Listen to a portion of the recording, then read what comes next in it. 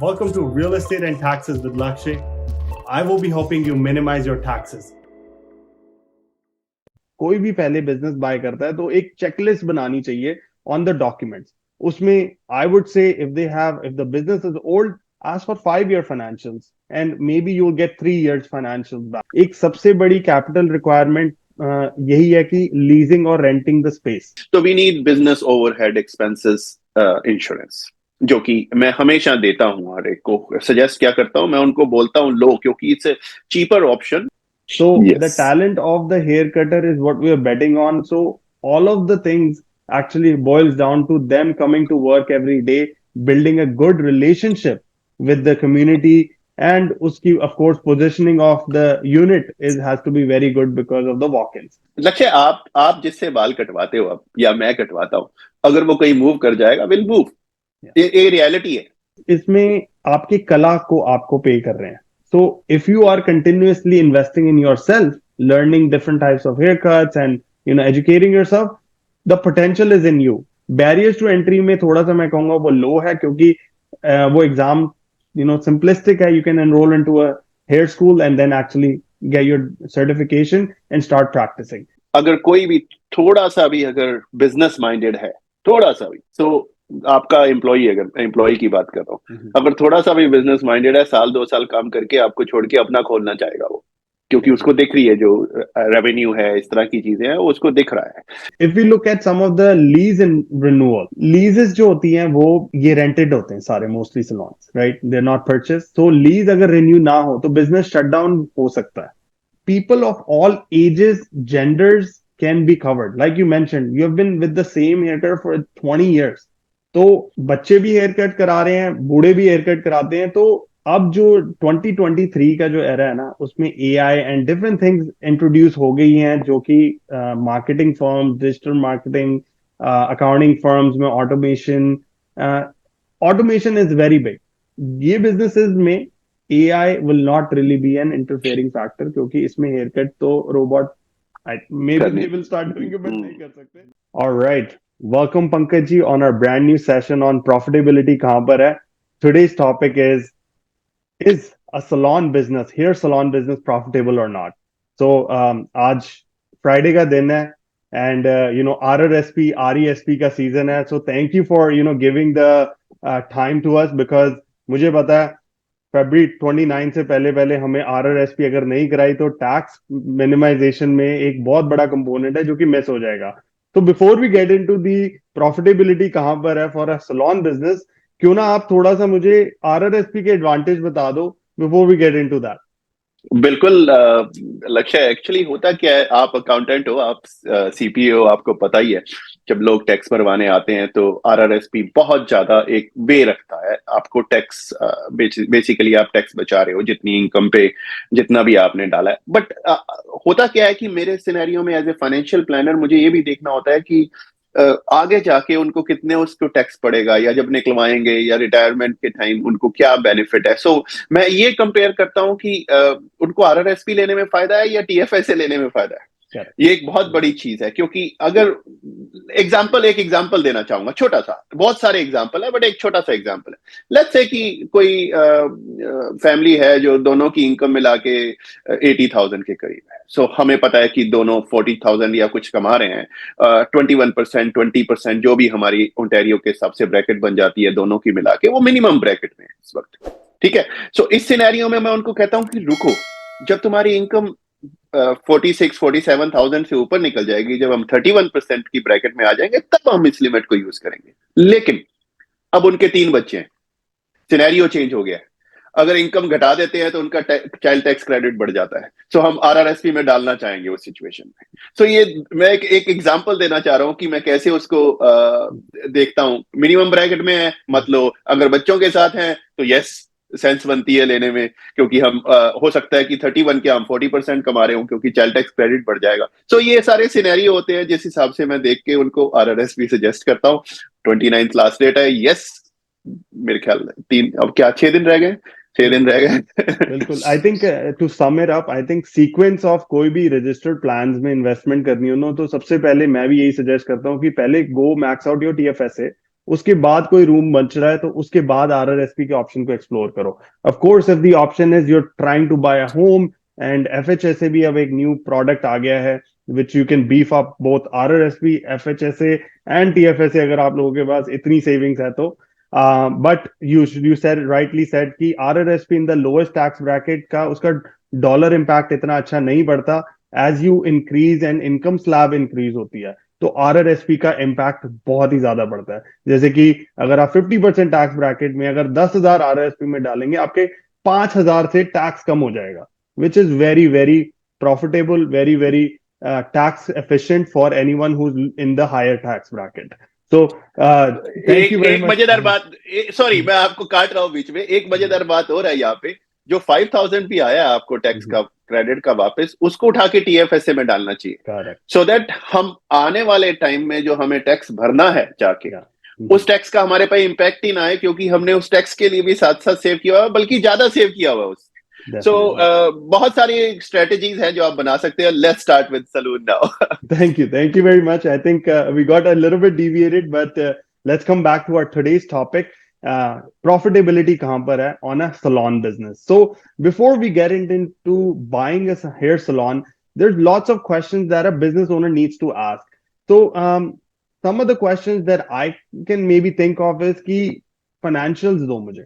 कोई भी पहले बिजनेस बाय करता है तो एक चेकलिस्ट बनानी चाहिए ऑन द डॉक्यूमेंट्स. उसमें I would say if the business is old, ask for 5-year financials and maybe you'll get 3 years financials back, or ask for the HST filings, ask for their how many chairs are in the salon business, कि पर chair का revenue एक थोड़ा सा idea लगाना हो कि 4 chairs हैं और अगर आप 3 लाख से कर रहे हैं तो divide by 4 to figure out कि हर चेयर का रेवेन्यू क्या आ रहा है. स्टाफ और एचआर इश्यूज के हिसाब से भी देखना पड़ता है कि कौन थोड़ा सीनियर है एम्प्लॉय, कौन थोड़ा सा ब्रांड न्यू है.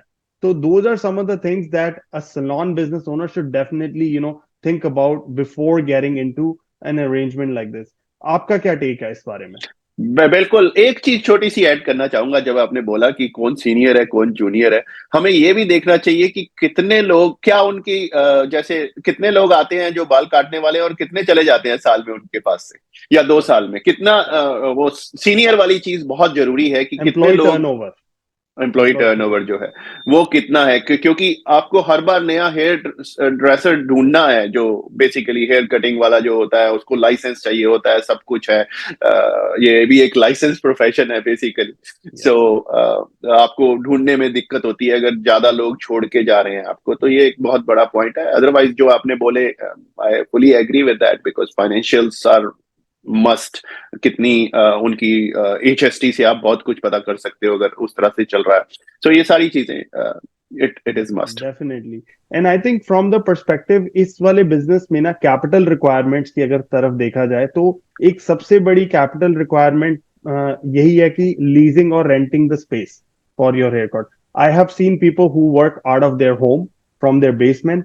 आई have seen people in franchise models that they're operating. So various types of individuals हैं in Canada, various type of models operate कर रहे हैं, whether it be from home, which might be low ticket size, higher profit because you're relying on your own services and you're relying on building a network. But of course, you need to be a little bit more experienced if you want to do solo. You need to know everything, whether when it comes to operating at a mall or operating at a commercial space. वहां पर थोड़ी सी liability, थोड़ी सी commercial insurances kick in हो जाती हैं for your business, as well as cost ज्यादा हो जाती है. तो दोनों मॉडल्स कनाडा में अभी अवेलेबल हैं. Of course you have to pass your licensing before you start practicing as an aesthetician और a hair salon business operator. तो डिफरेंट एंगल्स हैं उस तरीके से. तो आप क्या सोचते हैं कि इन मॉडल्स में कौन से मॉडल पे आज हम ज्यादा इंटरेस्टेड करके किस पे ज्यादा बात करें? आप बताइए। देखिए, दोनों चीजें, देखिए जो आपने दोनों मॉडल की बात की है, वो एक जैसे घर से कोई काम कर रहा है या अपनी एक सिंगल शॉप से काम कर रहा है, दैट्स अ डिफरेंट स्टोरी।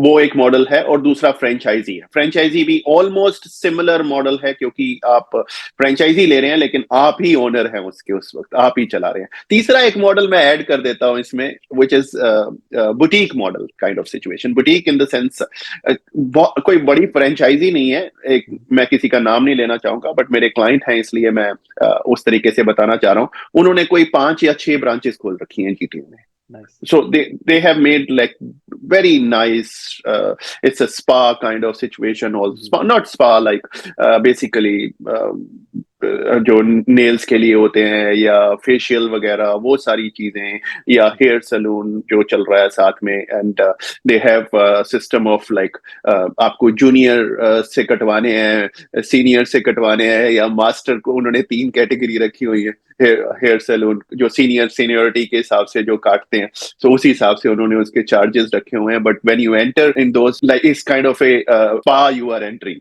सो बड़ा अच्छा सा वो माहौल होता है वहां पे।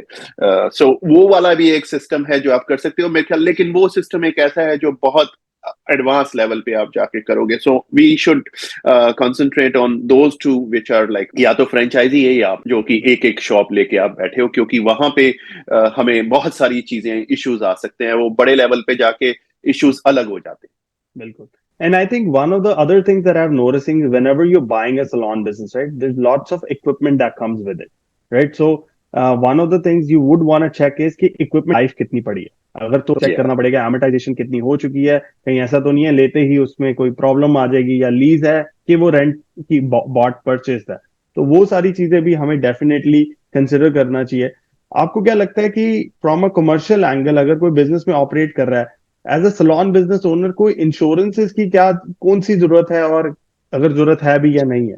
बिल्कुल है लक्ष्य। अगर जिस कैटेगरी की हम अब बात करने जा रहे हैं, उनको तो अपने लिए बहुत ज्यादा जरूरत है। जैसे कई एक एक एक मेजर जो मैं हमेशा हर एक बिजनेस को ही सजेस्ट करता हूं, अगर वो individually run business, not like like आप कॉर्पोरेट की बात कर रहे हो, वो एक अलग सिचुएशन में आ जाता है। अगर इंडिविजुअली रन बिजनेस है तो we need business overhead expenses insurance, जो कि मैं हमेशा देता हूं। हर एक को सजेस्ट क्या करता हूं, मैं उनको बोलता हूं लो, क्योंकि इट्स चीपर ऑप्शन। एंड अगर आप नहीं बिजनेस चला पा रहे हैं, किसी तरह से भी आपको प्रॉब्लम हुई है, आप जैसे मैंने पिछली बार बताया था, जो हमारे कन्वीनियंस स्टोर वाले थे, उनका एक्सीडेंट हो गया था, तो 15 दिन कन्वीनियंस स्टोर बंद पड़ा रहा उनका। सो सेम सिचुएशन अगर ऐसी आ जाए कि आप अकेले ही काम कर रहे हैं और आपका सलून बंद हो गया है उस वक्त, सो आपको डिसेबिलिटी इनकम चाहिए। आपको, आप इंजर हैं, बीमार हैं, अगर एक शॉप पे आप काम कर रहे थे तो उस शॉप का आपने बंद कर दी वो शॉप अब महीने के लिए, 2 महीने के लिए, तो उसका रेंट जा रहा है, या वो अगर आपने खरीदी हुई है तो उसके मॉर्गेजेस और इंटरेस्ट जा रहे हैं, प्रॉपर्टी टैक्स जा रहा है, हाइड्रो वगैरह के जो बिल हैं वो जा रहे हैं, वाटर, हाइड्रो, गैस, सबका बिल जा रहा है। वो सारे बिल आप क्लेम कर सकते हैं। सो अगर ऐसी कोई सिचुएशन आ जाए कि आप नहीं काम कर सकते, आपको डिसेबिलिटी इनकम चाहिए, ताकि आपकी इनकम आती रहे जितनी आप कमा रहे थे, और साथ में आपके जितने बिजनेस एक्सपेंडिचर्स हैं वो सारे कवर होते रहे। ये मस्ट है इन लोगों के लिए। So basically business overhead insurance इस नाम का है, yes, business overhead insurance, yes, and disability you mention. and disability, these Yeah. two are, we can combine these insurances together with Because I think disability. one of the things hair salon is heavily dependent on the talent. So the Yes. talent of the hair cutter is what we are betting on. So all of the things actually boils down to them coming to work every day, building a good relationship with the community, and uski, of course, positioning of the unit has to be very good because of the walk-ins. Because this is not a store that you can have it on a second floor. You would want it on a ground floor level, more square footage, maybe 1,000 square foot, जिसकी cost in Brampton, Mississauga अभी तो sky high हो चुकी है commercial unit का rent. But this is not a place where it's not like financial services business जो कि हम second floor पे भी हमें walk-in client की इतनी ज्यादा expectation नहीं होती. इसमें walk-in is very very important for us, and the reliance on staff is very high. आपको नहीं लगता कि स्टाफ पे इतना ज्यादा रिलाय करेंगे तो बिजनेस का सक्सेस फैक्टर थोड़ा सा रिड्यूस हो जाता है? क्योंकि what happens in these kind of businesses is when you get more and more experience, you start to build and a relationship with the client, and client ना आपके साथ जुड़ जाता है. तो अगर if you say tell the client, and I've had this seen this a lot of times कि अगर वो हेयर कटर कहीं और मूव कर रहा है ना, he would also take the clients with him. तो that kind of thing, आपका क्या टेक है कि ये बिजनेस का ये हम क्या कहेंगे कि डिसएडवांटेज है कि what do you think? It's a disadvantage. लक्ष्य, आप जिससे बाल कटवाते हो अब, या मैं कटवाता हूं, अगर वो कहीं मूव कर जाएगा, विल मूव. ये रियलिटी है. ये सबसे बड़ी, क्योंकि हमें जैसे वो बाल काटते हैं, जैसे हमारे अब रिलेशन बन गए हैं उनके साथ, सो हम उनके साथ मूव करेंगे. आप इनकी क्या बात करें, आप अपने फिजिशियंस को ही ले लें. अगर वो ज्यादा दूर मूव नहीं किए हैं अपनी लोकेशन से, तो क्या आप उसके पास नहीं जाएंगे, आप अपने डॉक्टर के पास वापस, चाहे वो 2 किलोमीटर 4 किलोमीटर दूर चले गए हैं जो लोकेशन पे थे. सो ये एक ऐसा है जो रिलेशन पे बहुत ज्यादा मैटर करता है, जिसपे आप बिलीव करते हो. भाई ये मेरे बाल अच्छे काटेगा, नहीं तो मैं 2 महीने मेरी फेस जो है अजीब सा ही लगता रहेगा अगर मैंने किसी और से कटवा लिया. सीरियस, ये एक ऐसी एक रियलिटी है जो और ये एक बिजनेस के लिए जो बिजनेस चला रहा है, उसके पास अगर वो बंदा काम कर रहा है, उसके लिए ये एक मैं कहूंगा कि बहुत बड़ा इशू है, बहुत बड़ा इशू है. क्योंकि वो पर्सन महीने में जितने भी बाल काट रहा है, लेट्स से कि हर कोई महीने या 1.5 महीने में वापस आता है, इतना लगा के चलें कि एक बार बाल कटवा लिया, अब महीने में 30 डेज 45 डेज के बाद आप वापस जाते हो. सो 45 डेज में आप रोज के अगर 10 लोगों के बाल काट रहे हो या 15 के काट रहे हो, 10 के ही काट रहे हो, तो 450 लोगों की बात कर रहे हो आप. और 450 लोग हर 45 दिन के बाद वापस आ रहे हैं. रिपीट क्लाइंट है. सो इतने सारे क्लाइंट लेके चले जाना एक बहुत बड़ा इशू है. सो ये इशू छोटे लेवल पे आता ही आता है, चाहे वो फ्रेंचाइजी बिजनेस है, चाहे आप घर से चला रहे हो तो यू आर योर ओन. अगर आप शॉप लेके भी चला रहे हो तो you are your own. But जब आप ये बिजनेस खरीदने की बात कर रहे हो, चेयर्स की बात कर रहे हैं हम, भाई 4 चेयर लगी हुई है, 5 चेयर लगी हुई है. सो वो 5 चेयर, आप 5 पे तो आप अकेले काम नहीं कर रहे हो ना, आपके पास 4 एम्प्लॉय भी हैं. तो वो 4 जो हैं आपके लिए इशू हैं. तो इस केस में मेरे हिसाब से आपका रिलेशन होना भी बहुत जरूरी है वहां पे. बिल्कुल. क्योंकि आप क्या उसको फैसिलिटीज दे रहे हो, थोड़ा सा आपको बुटीक बनाना जरूरी हो जाएगा वहां पे. अब मार्केटिंग आइडियाज मैं बहुत देता हूं बैठ के. सो लाइक आप आए हो, आपके लिए अगर आप वैसे ही $30 चार्ज कर रहे हो या $35 चार्ज कर रहे हो, तो एक कॉफी का कप रखने में कोई हर्ज नहीं है. चाय कॉफी अगर कोई लेना चाहे तो ले सकता है. नहीं, छोटी छोटी चीजें हैं ये.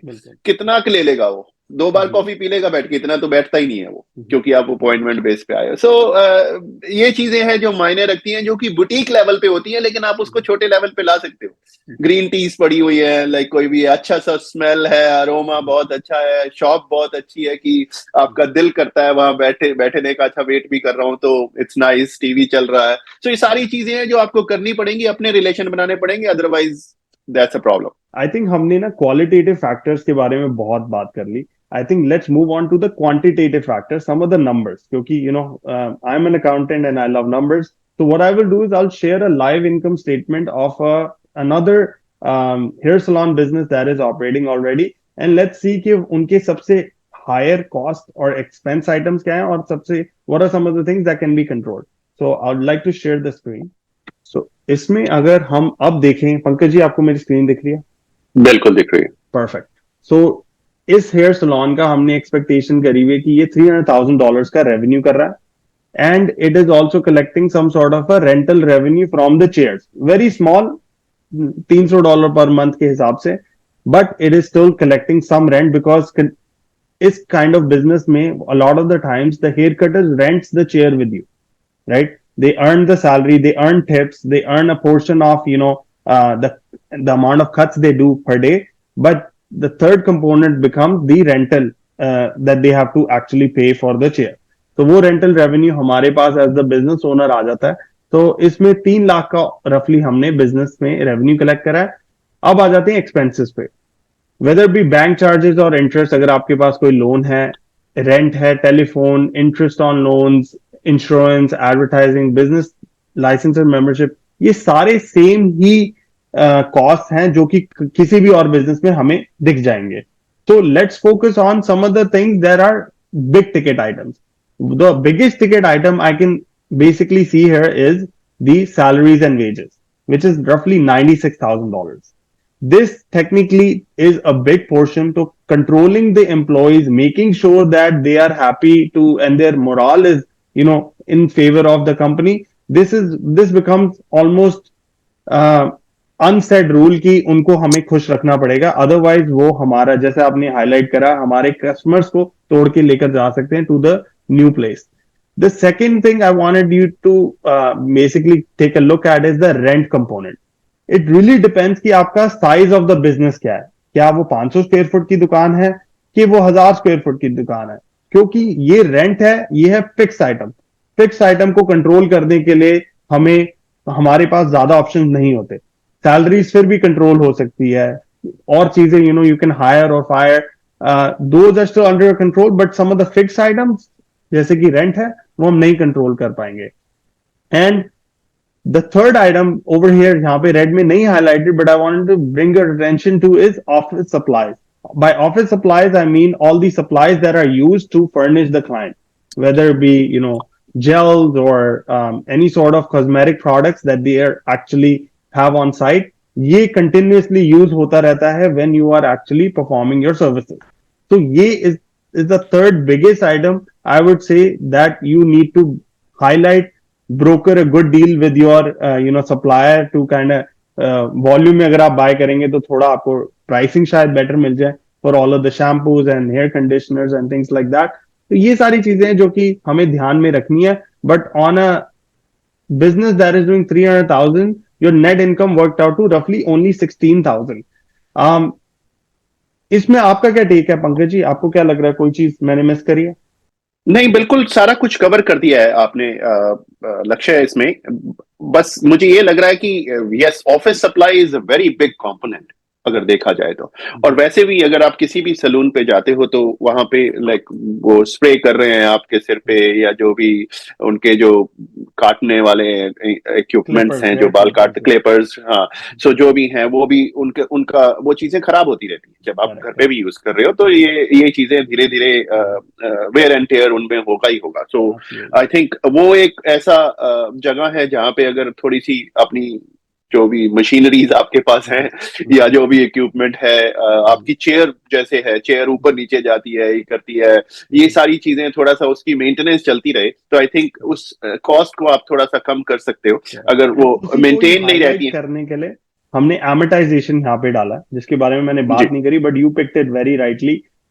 Amortisation means depreciation of all of that equipment. तो चाहे वो लेजर मशीन है, चाहे वो क्लिपर्स हैं, उन सबको एक कैटेगरी में बल्क करके उनको हम एमोर्टाइज करते हैं throughout every year. So इस साल हमने 10,000 राइट ऑफ करा है. बट यूर राइट कि these are some of the components. इनको कैसे हमें मैनेज करना है, it is very dependent on the business owner themselves. Yes. Rest, I think you said it very well. I would agree on those things कि yes, ये सारी चीजें होनी चाहिए. Definitely. And I think now that we have the qualitative factors as well as the quantitative factors, let's wrap it up with some of the advantages and disadvantages of owning this business. One of the biggest advantage I feel like is इसमें आपकी कला को आपको pay कर रहे हैं. So if you are continuously investing in yourself, learning different types of haircuts and educating yourself, the potential is in you. आप same चीज आई थिंक जब हम कनाडा आए थे 2007 में, the cost of a haircut was $10. Now the cost of the haircut with beard is actually $50. तो इतनी तो किसी की सैलरी बड़ी ही नहीं है जितना उन्होंने चार्जेस अपने आई थिंक एक्सपोनेंशियली इंक्रीज कर दिए हैं. तो it really depends on how good you are and आपका effort और आपकी कला क्या है हाथ में to earn more and more revenue. So this is definitely an advantage. Barriers to entry में थोड़ा सा मैं कहूँगा वो low है, क्योंकि वो exam simplistic है. You can enroll into a hair school and then actually get your certification and start practicing. Disadvantages, actually, you know what? I'll give you the board. Why don't you start with some of the disadvantages? Sure. Basically, हमने पहले भी बात की थी, जो इनका turnover है, employee turnover, वो बहुत बड़ा डिसएडवांटेज है, क्योंकि आपको अपने एम्प्लॉय को अपने पास रखने के लिए कुछ ना कुछ ऐसा करना पड़ेगा. उसको लाइक मोटिवेशन जो है उसकी, या जो भी उसकी इनकम है इतनी होनी चाहिए. क्योंकि इस बिजनेस में अगर कोई भी थोड़ा सा भी अगर बिजनेस माइंडेड है, थोड़ा सा भी, तो आपका एम्प्लॉय की बात कर रहा हूँ, अगर थोड़ा सा भी बिजनेस माइंडेड है, साल 2 साल काम करके आपको छोड़ के अपना खोलना चाहेगा वो, क्योंकि उसको दिख रही है जो रेवेन्यू है, इस तरह की चीजें हैं, वो उसको दिख रहा है। सो आपके पास टर्नओवर बहुत ज्यादा है इस चीज का, या तो कुछ ऐसा सिस्टम होना चाहिए जहां पे आपने चेयर रेंट की है, बाकी सारा कुछ आप इस तरह से बांट रहे हो कि उसको लग रहा है कि वो भी बिजनेस ओनर है। सो उस वे में आप, उसको ये लगना चाहिए कि अगर मैं अपना खोल रहा हूं तो मेरे पास ज्यादा एक्सपेंडिचर्स होंगे देन यहाँ पे रह के मैं उतना ही कमा पा रहा हूँ। सो वो एक चीज होनी चाहिए, और आप अपनी चेयर्स बढ़ाते चले जा रहे हैं। आप वॉल्यूम पे काम करिए मेरे हिसाब से। आप उससे कमाने की कोशिश मत करिए, आप परसेंटेज से कमाने की कोशिश करिए, तो आप ज्यादा कामयाब होगे, जो कि फ्रेंचाइजी सिस्टम ने यही किया है बेसिकली, अगर देखा जाए तो। वो वॉल्यूम पे काम करते हैं, और ओनर जो है रेंटेड हैं चेयर्स, लाइक मुझे बस रेंट चाहिए, तुझे जो करना है कर, जो कमा रहा है तेरा है, या मेरे को सिर्फ परसेंटेज चाहिए 5%, 10%, तो आप इस चीज को रोक सकते हो। अदरवाइज आप स्मॉलर प्लेसेस पे अगर किसी को आप वैसे एम्प्लॉय रख रहे हो, तो I think that's a biggest disadvantage कि आपको लोग छोड़ के जाएंगे। जब वो छोड़ के जाएंगे तो आपके क्लाइंट्स भी साथ लेके चले जाएंगे। And I think one of the things that a lot of the business owner, मेरे पास एक salon buyer है who is actually looking into a cosmetic business, right? उस cosmetic business में one of the things that we requested when there was a purchase was the existing agreements with the employees. क्या उनका commission cut है? क्या वो 80-20 पे है, 70-30 पे है, whatever it might be, so they don't get, new owner आके ऐसा ना हो कि 90-10 पे कर दे जिसमें सिर्फ 10% जा रहा है, and they get a bit upset. So those are also some of the factors that I think we would need to be considering. If we look at some of the lease and renewal, leases जो होती हैं वो ये rented होते हैं सारे, mostly salons, right? They're not purchased. So lease अगर renew ना हो तो business shutdown हो सकता है. So this is also some might say that this is a disadvantage, क्योंकि अगर business ही close हो गया तो what are the customer जो relationship करा था build over the span of years, वो सारी chain टूटती है. So that is one of the things I would say is a little bit scary part when it comes to this business. Labor की बात कर ली हमने, costly equipment की बात कर ली कि amortization, maintenance का बड़ा ध्यान रखना पड़ेगा. आपने बट एडवांटेजेस नहीं बताई, आपने डरा दिया लोगों को, एडवांटेजेस तो बताएं. मैंने सोचा एडवांटेजेस आप कवर कर रहे हो तो मैं डिसएडवांटेजेस कवर कर रहा हूँ, लेकिन एडवांटेजेस तो हैं ही इसमें, क्योंकि ये आपका अपना बिजनेस है, ये मान के चले। और आप, जैसे आपने पहले बात की थी, इट्स आर्ट। अगर आप बाल काटना जानते हो और अच्छी तरह से अलग अलग स्टाइल्स में काट सकते हो, तो आपके पास जो लोग रुकेंगे वो पूरी जिंदगी रुकेंगे, ऐसा नहीं है। क्योंकि मैं अपना एग्जांपल ही ले लूं, मेरा जो हेयर सैलून वाले हैं वो जब से मैं इस कंट्री में आया हूं तब से हैं। सो मतलब 20 साल से भी ज्यादा हो गए हैं। सो वो पहले फादर काटता था, बेटा काटता है। सो अब ये सिचुएशन हो गई है। सो और बेटे के, because father was very good, लेकिन son is really really good. 1-2 बार जब मैंने कटवाए तो so it's a loyalty basically from their side और my side also, because I know कि जो मुझे जिस तरह की हेयर कटिंग चाहिए, चाहे छोटी सी चाहिए, मुझे ठीक लगता है उनके साथ बैठना। एंड सिचुएशन ऐसी है कि I know them very well कि क्या क्या कैसे कैसे वो बिजनेस चला रहे हैं। बल्कि बहुत कुछ उन्होंने कोविड के बाद इम्प्लीमेंट कर दिया है, जो कि मुझे अच्छा लग रहा है। ये सारी चीजें हैं। सो आई थिंक अगर आप में गुड पॉइंट आपने बहुत अच्छा मेंशन करा कि कोविड जैसी चीज ने ना एक्चुअली इस बिजनेस को during the Covid time had closed it, तो वो थोड़ा सा आई वुड से डिसएडवांटेज था।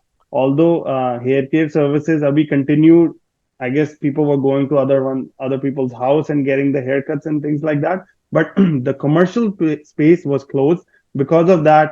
जो leases थी वो तोड़नी पड़ रही थी, employees को lay off करनी पड़ रही थी, जो कि और businesses में भी हो रहा था. This is part of the game.